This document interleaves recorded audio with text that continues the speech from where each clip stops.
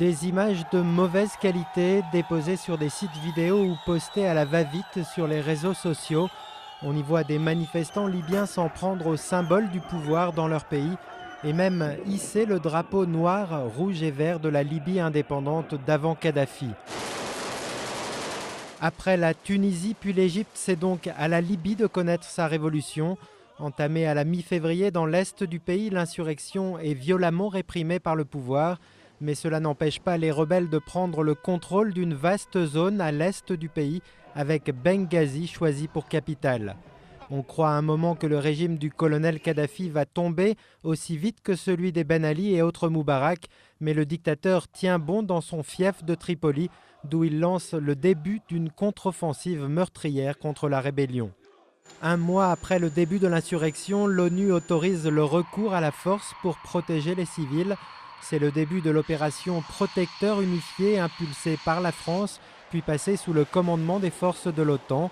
Mais les frappes aériennes ne suffisent pas à venir à bout de la surprenante capacité de résistance des forces de Kadhafi. Très mal préparés à la guerre, les insurgés doivent apprendre à gérer leur amateurisme, leur manque de coordination et parfois même leur division. Résultat, le front de la rébellion n'avance que très lentement et 6 mois après le début de la révolution libyenne, le colonel Kadhafi est toujours en place malgré un mandat d'arrêt international lancé pour crimes contre l'humanité. Du côté des civils, la vie au quotidien reste très difficile.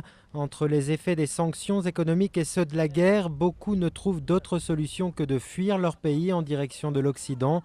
L'Occident où le doute a commencé là aussi à s'installer. L'opération coûte cher et les opinions publiques très favorables à l'intervention à ses débuts commencent à trouver l'ardoise un peu lourde, d'autant qu'elle se déroule sur fond de crise financière et que la Syrie mobilise désormais davantage l'attention. L'OTAN a prévu d'achever sa mission fin septembre. Il lui reste donc 1 mois et demi pour espérer sortir de l'impasse.